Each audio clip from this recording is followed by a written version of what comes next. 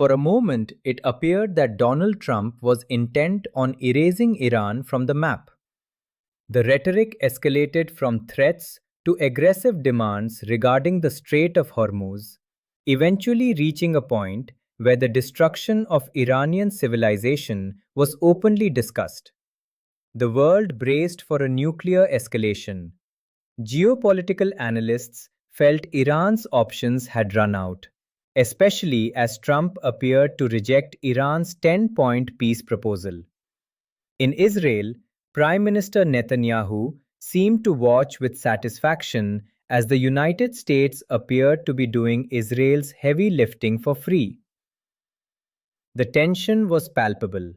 Israeli media even broadcast a countdown clock to Iran's perceived destruction. On the ground, Iranians formed human chains around power plants and bridges in a show of defiance. The economic fallout was immediate. Oil prices surged past $100 per barrel and global markets plummeted.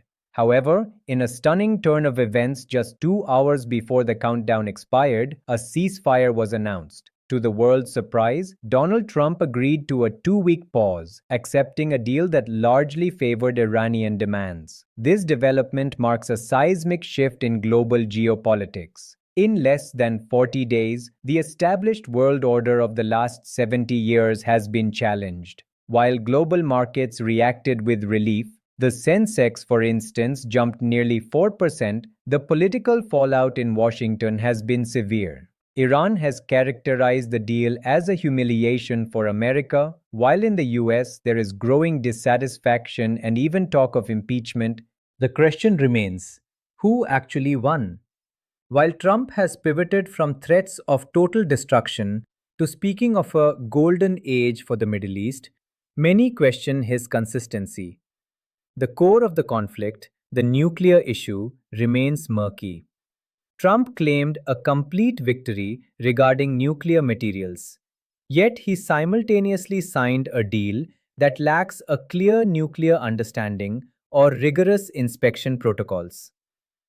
The 10 points of the agreement. The ceasefire is built on 10 points that heavily favor Iran's strategic position. 1. Non-aggression. A binding guarantee from the US and its allies, including Israel, not to strike Iran. 2. End of hostilities. A permanent end to the current conflict rather than a temporary pause. 3. Lebanon safeguards. A requirement that Israel ceases strikes on Hezbollah and Lebanon. 4. Sanctions relief. The removal of all US sanctions that have crippled the Iranian economy.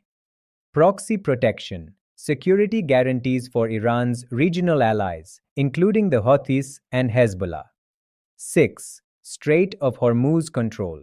The waterway will open under Iranian conditions, with a $2 million transit fee per ship to be split with Oman. While there is celebration in Tehran and Baghdad, Jerusalem is in a state of shock. Israel was led to believe that the deal would dismantle Iran's nuclear material and ballistic missile capabilities. Instead, the final agreement remains silent on uranium enrichment and missile restrictions. This is being viewed in Israel as an American surrender. The geopolitical winners appear to be Iran, China, and Russia. China played a crucial role behind the scenes, convincing Iran to negotiate while securing its own energy interests and promoting the use of the yuan in oil trades. A direct challenge to the petrodollar. Russia too found an opportunity for retribution, allegedly supplying intelligence on American military movements in exchange for Iran's cooperation. The ceasefire faces immediate threats. Senior American officials have expressed concern that Israel may attempt to sabotage the deal as its strategic goals, specifically regarding the Greater Israel concept and dominance up to the Litani River, do not align with this pause. Internal politics in Israel are also in turmoil. Reports suggest Netanyahu was informed of the ceasefire almost simultaneously with the rest of the world, leaving his administration scrambling to react. Pakistan served as the diplomatic front for these negotiations, providing a face for the 11th hour deal orchestrated by larger powers. This has allowed Pakistan to shift its international image toward that of a mediating power between nuclear armed adversaries. India has maintained a policy of non alignment, focusing on coordinating the safe passage of its own ships and securing its energy interests LPG, LNG, and crude oil. However, the diplomatic rhetoric has turned sharp.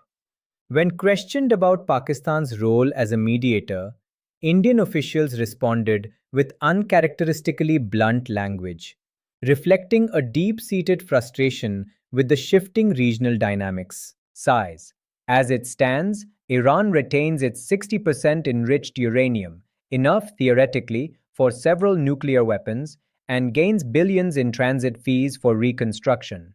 Whether this 2 week pause leads to a lasting golden age or serves as a brief interlude before a larger explosion depends entirely on whether the US can bridge the gap between its New Deal and the security demands of its closest regional ally, Israel.